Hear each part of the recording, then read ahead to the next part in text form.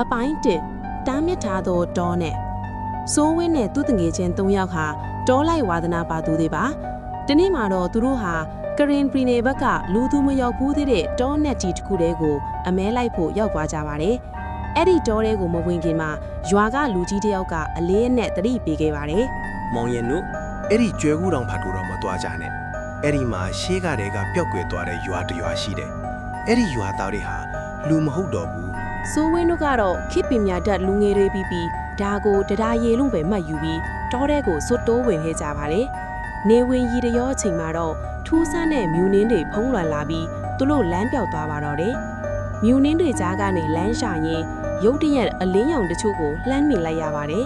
အနားကိုသွားကြည့်လိုက်တဲ့အခါတောနဲ့ကြီးထဲမှာရှီဟောင်းစတိုင်အင်ဂျင်90ခန်းရှိတဲ့ရွာကြီးတစ်ရွာကိုတွေ့လိုက်ရပါတယ်ထူးဆန်းတာကအဲ့ဒီရွာထဲမှာလျှက်စစ်မီးမရှိပဲစီမီခွက်တွေနဲ့လင်းထိန်နေတာပါ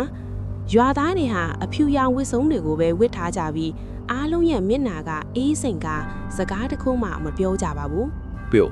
အဘတော့ကျွန်တော်တို့လမ်းပြောက်လို့ညအိခွင့်ပြူပါအောင်စိုးဝင်းကလှမ်းအောင်မေးပေမဲ့ဘသူကမှပြန်မဖြေပဲသူတို့ကိုစိုက်ကြည့်နေကြပါတယ်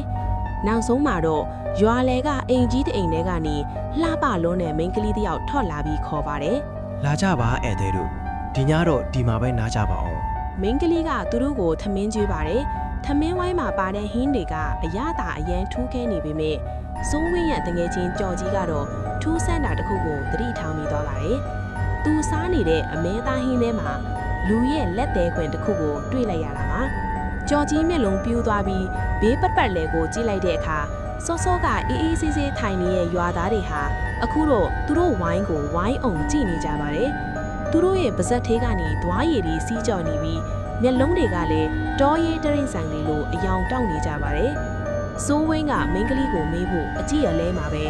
မိန်းကလေးရဲ့လယ်ဘင်းကအရေးပြားတွေဟက်ခနဲကွဲအပ်သွားပြီးအထဲကနေအနက်ရောင်လောက်ကောင်းတွေထွက်လာတာကိုမြင်လိုက်ရပါတယ်ဟင်းကကောင်းရလားဧည့်သည်တို့နောက်ထပ်ဟင်းတစ်ခွက်ထက်လာအောင်မယ်တူမပြောရဲ့နောက်ထပ်ဟင်းတစ်ခွက်ဆိုတာဘာလဲစိုးဝင်းတို့တငယ်ချင်းဒီလူသားစားရွာကြီးတဲကနေအသက်ရှင်လျက်ပြန်ထွက်နိုင်ပါမလားတောဆောင်နဲ့ရဲ့ကျင်းစားကသူတို့ကိုဘယ်လိုဒုက္ခပေးဦးမလဲအပိုင်းနဲ့ကိုစက်တီနားထောင်ဖို့ channel လေးကို subscribe လုပ်ခဲ့ပါအောင်နော်